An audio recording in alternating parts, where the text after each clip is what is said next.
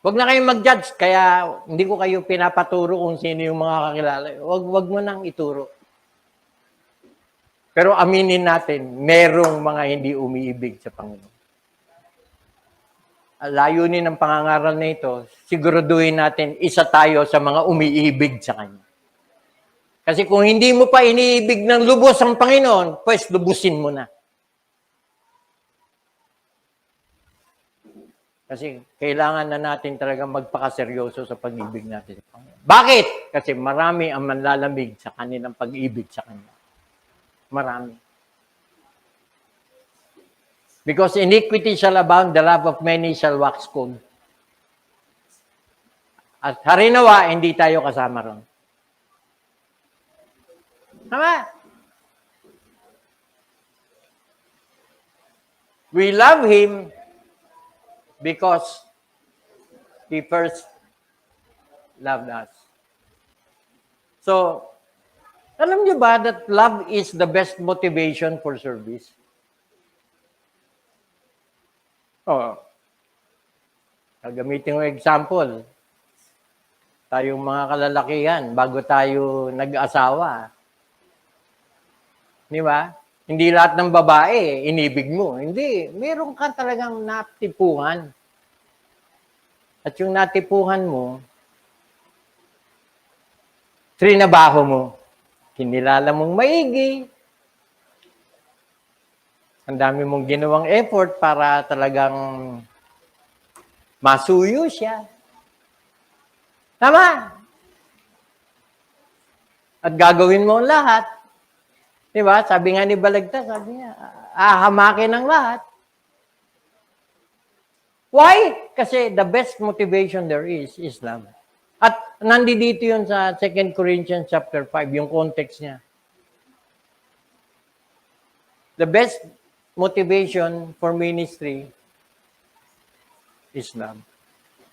Yung chapter 5 verse 14 and 15, for the love of Christ constraineth us. Mamaya, papaliwanag ko yung word na constraint sa Tagalog. Pumipilit. Nagpupumilit.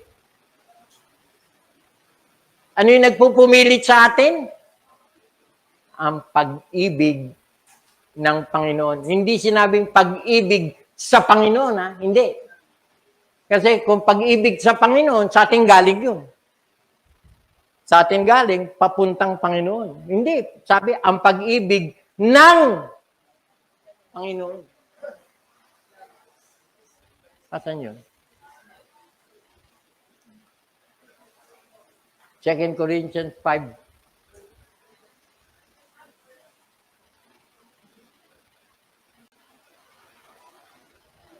Ang pag-ibig ni Kristo. Ano ba gusto kong sabihin dyan?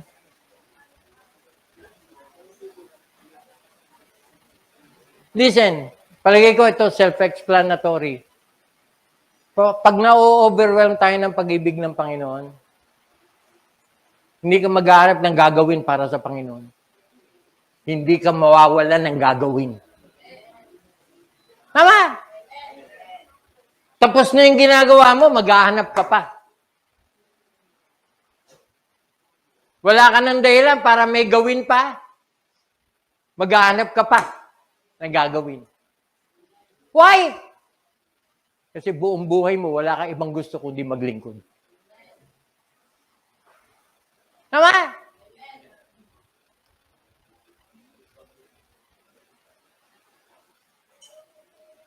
Para maging fair tayo, bakit ko sinabing the highest motivation ay pag-ibig? Kasi there are 3 compelling factors that motivates us to serve. Andi dito sa context. Kung titignan nyo, simula sa verse 9. Verse 9.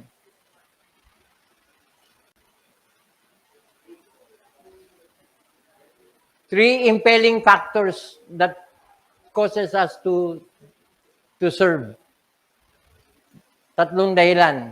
At magandang matalakay natin to. What makes love the greatest. Kasi, yung dalawang nauna, tinutulak din tayo para maging masunurin o maglingkod o magbigay ng karampatang sisilbi sa ating Panginoon. Verse 9, ano sabi? Wherefore we labor that whether present or absent, we may be accepted of Him. Alam nyo, kung titignan nyo yung context ng 2 Corinthians chapter 5, it speaks of being present and absent. Being present means abang nabubuhay. To be absent ay pag ikaw ay namatay. So, ang paglilingkod sa Panginoon, habang tayo nabubuhay, maglingkod na. Tama? Bakit? Kasi darating yung panahon na pag kinuha na tayo, tapos na yung paglilingkod. And yet, ang kakasamahin natin, ang Panginoon sa kanyang kaharian. So, hindi tayo mapapawalay sa kanya, kaya nga, inihimok tayo na habang nandito at nabubuhay tayo sa lupa, maglingkod na tayo. Why? May tatlong dahilan. 3 impelling factors. And by the way, verse 9, ang sabi riyan, that we may be accepted of Him. Na lahat ng gagawin natin, dapat maging katanggap-tanggap sa Kanya. So, tinatrabaho mo na rin lang, naglilingkod ka na rin lang, tsakin na natin na yung gagawin natin maging katanggap-tanggap sa Kanya. Why? Kasi nagbigay siya ng tatlong dahilan. Na bakit we should aim to be acceptable and be accepted of Him. Bigay siya ng tatlong dahilan. Unang-unang dahilan is for we must appear before the judgment seat of Christ. Yung judgment. Ano yung pinag-uusapan sa judgment? Kasi the first motivation is the word reward. Bakit natin dapat ayusin yung paglilingkod natin sa Panginoon? Kasi pagbibigay sulit natin yung sarili natin sa Kanya. Kaya may mga paglilingkod na mali na balang araw hindi niya kikilalanin. Sino ka? Lord, kami nagpalayas ng masamang espiritu sa pangalan niyo. Matthew 7. Kaya pa, bago ka maghatol sa akin na si Pastor, napaka-judgmental. Hindi ako nagiging judgmental. Ginagamit ko lang yung scriptures na hindi lahat na naglilingkod, katanggap-tanggap. Sasabihin ng Lord, kilala ko ba kayo? I don't know you. At ang masakit, itataboy sila. Depart from me. O, sino judgmental?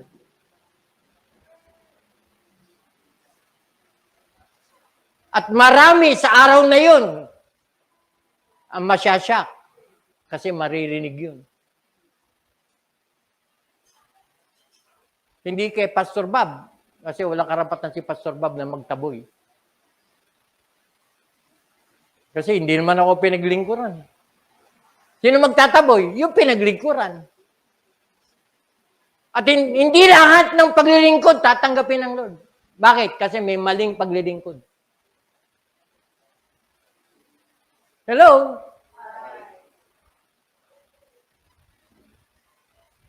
For we must appear before the judgment seat of Christ, that everyone may receive the things done in His body. Service ito, paglilingkod to. Lahat ng ginawa natin. Sa katawan na ito. Kaya napakalaga ng paghahain ng ating katawan. Na maging kagamit-gamit sa Kanya. Na ang Panginoon ang gagamit sa atin.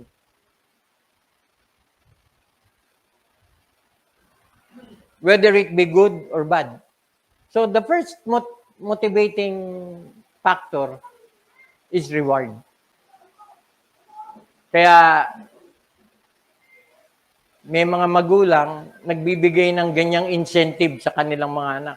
O pag naging honor kayo, may trip to Baguio tayo. Pag nag-honor kayo, bibilang ko kayo ng iPhone. Pag nag-honor kayo, ang daming mga reward. Kaya yung bata, nagsusunog ng kilay. Hanggang sa madama yung buong katawan, ng itim. Tama? Masama ba yun? Hindi. Hindi masama yun. Pero isang bahagi yun, para talagang magsumikap tayo na maging accepted tayo sa Panginoon. Na yung gagawin naman natin, makapasa naman sa standard ng Panginoon. Hindi ka maglilingkod ng pakamas-kamas. Hello? Meron bang ganong paglilingkod? Meron. At ang masakit, marami.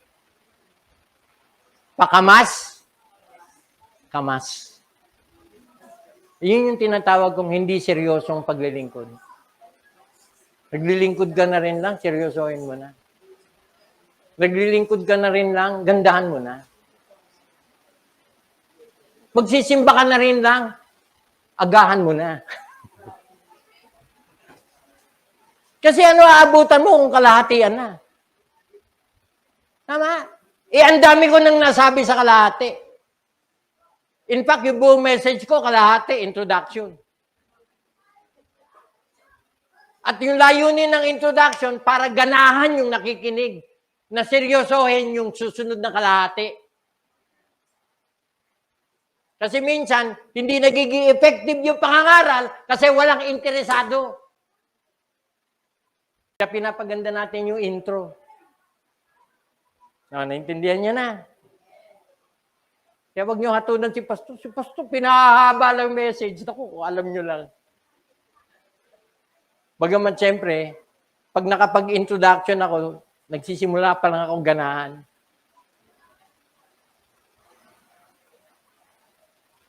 Pero tignan nyo, di ba ginagamit natin yung reward? Effective ba siya? Oo naman. Kaya dapat talagang matapat tayo sa paglilingkod sa Lord kasi naglilingkod ka na rin, ayusin mo na. Why? Kasi haharap ka balang araw. Haharap ka. Kumbaga sa may evaluation. May, ano matawag doon sa HR? May points. Oo, assessment.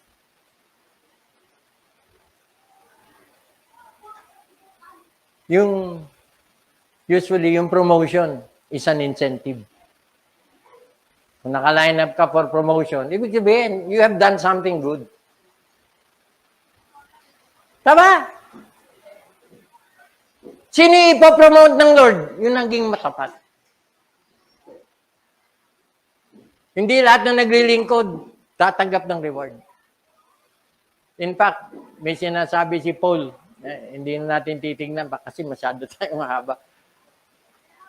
May sinasabi si Paul, dadaan sa apoy. Pag inferior at mali yung motivation o yung pamamaraan mo ng paglilingkod, masusunog. At pag nasunog, ano yung matitira? Abo? Usok? Hindi, wala na yung usok. Hindi, meron. Bakit ko nasabing matitira yung usok? Kasi amoy mo yung damit mo. Di ba? Magmimisto lang amoy tinapa ka. Kasi yung tamang paglilingkod, mayahalin tulad sa ginto, pilak, mamahaling mga bato. Tama? Na pagka dumaan sa apoy, lalong kikinang. Lalong nagiging dalisay. So yun. We must all appear before the judgment seat of Christ. That's the first kind of motivation. Reward. Hindi mali yun. Kaya lang, hindi doon nagtatapos ang motivation. Pwedeng maging simula yun para pag-igihin mo talaga. Pero habang tumatanda ka, hindi ka na madadaan sa suhol. Tama? Ano yung ikalawa? Second motivating factor is fear. Yan. Verse 11. Knowing therefore the terror of the Lord. Timing na timing itong topic ko to. Kasi bakit yung NCAP na TRO Kasi ang dami nagreklamo. Ano yung mahuhuli ko? Di ko alam. Alam nyo, yung mga CCTV camera, hinalintulad ko yun doon sa the eyes of the Lord are in every place, beholding the evil and the good. Ba't ka natatakot sa NCAP? Sumunod ka lang sa batas, huwag mo labagin, okay ka. Tama? Hindi, paso na kinatatakot ko yung masasight ako, masasitation ako, na hindi ko alam. Bakit? Hindi mo ba alam ginagawa mo? Na, of course, how I wish walang NCAP. Meron eh. So Christians, I'm addressing the Christians, how should we react? Wala lang. Kasi wala akong balak mag-violate. Kasi kung meron mang natatakot sa NCAP, yung nagbabalak mag-violate. Tama? Kung dati, nakakatakas ka sa pagsita, lalo pagka-coding, huwag ka lang maglalapit sa mga enforcers. Okay ka na. Ngayon, hindi. Kaya may bagong technique ang mga Pilipino. Talagang Pilipino, walang magawang matino tayo. Yung tinatakpan ng tape, linalagyan ng face mask, yung plaka ng motor. Ang galing talaga ng Pinoy. Pero ang warning ng MMDA, gusto namin ipalam sa inyo, yung gagawa nun, 5,000 katapat nun. Ang laki. Paano kung na-cite ka ng ilang beses? 3, 5. Tigil 5,000, isa.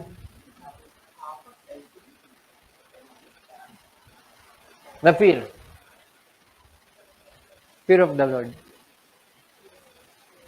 By the way, napakalaga na ang bata maturuan ng tamang disiplina sa bahay.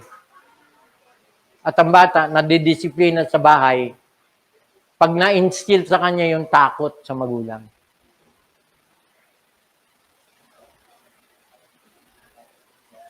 Hindi mali ang takot kung nasa tamang lugar. Kasi ang batang pasaway, walang takot. Hello? Pag hindi mo naturuan ng tamang pagrespeto, by the way, respeto is a product of fear. Hello? Kaya ang pananampalataya sa New Testament, ang counterpart sa Old Testament niyan, the fear of the Lord. Yun yung counterpart. Ang isang tao na may takot sa Diyos, sumasampalataya yan sa Diyos. Kinikilala niya ang Diyos. Kasi ang isang hindi mananampalataya, hindi kumikilala sa Diyos, yung taong walang fear of the Lord. Hello? Kaya yung fear is the second motivation. Kaya may batas na paglalabag, may kaukulang parusa. Kaya kung meron din na ayaw mong makalabag, susunod ka, kasi ayaw mo maparusaan. Yung simpleng pedestrian lane eh. Naalala ko nung kainitan ng naglalakad ako sa Nuvaliches. Isa sa mahigpit sa pedestrian yan. Ang masama, ina-announce. Huwag niyong gayahin dito mga nakakulong. Kumaway-kaway kayo. Nakakulong. Makakaway. Ito yung mga nahuli na tumatawid sa hindi pedestrian lane. Simpleng pagsunod. Pag hindi mo nagawa, huli.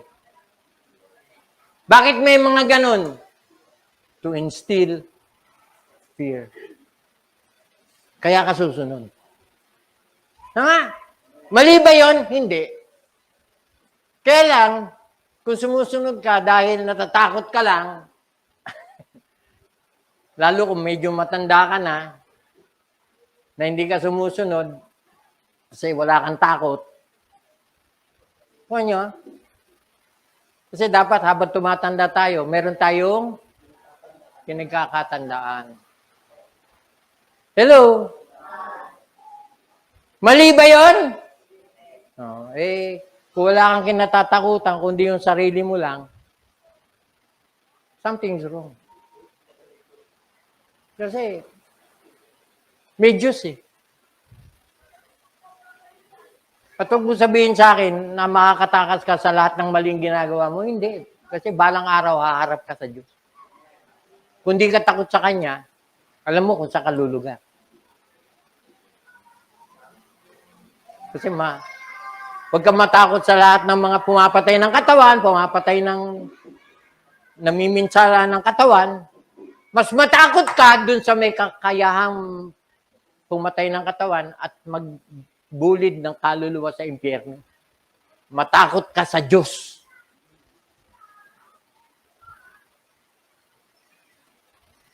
Kaya the fear of the Lord is the beginning of wisdom.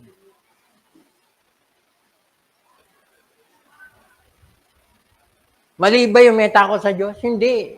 Mas mali yung walang takot sa Diyos. Kung meron dahilan, ba't ka susunod? Kasi Diyos yan eh. Pag may inutos yan, dapat nanginginig ka pa.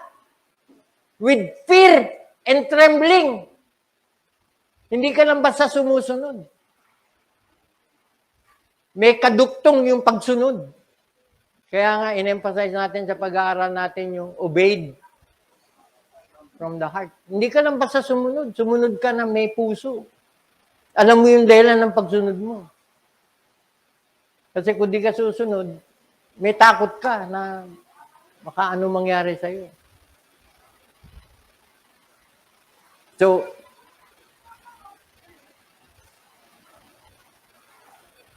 may ikatlo. At yun yung text natin.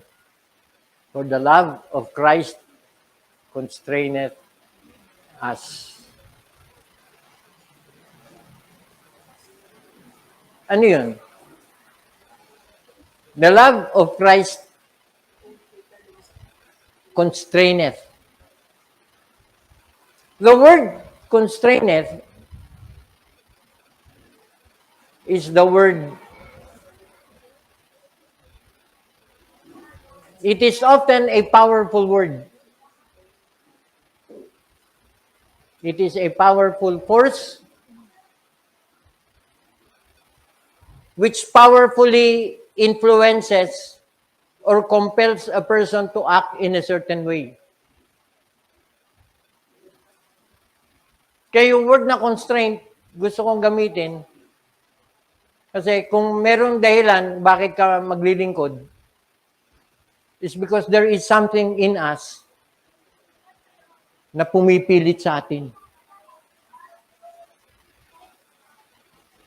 Gagamitin ko yung word na conviction. Gagamitin ko yung word na compulsion.